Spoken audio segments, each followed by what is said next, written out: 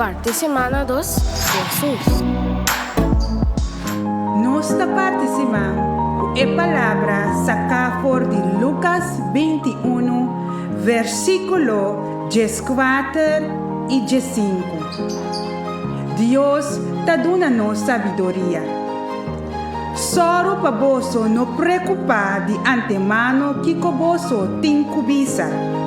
Para sombra a mim, lo dona você eloquência e sabedoria, de maneira que nenhum de vosso inimigo não por persistir ou contradizer vosso.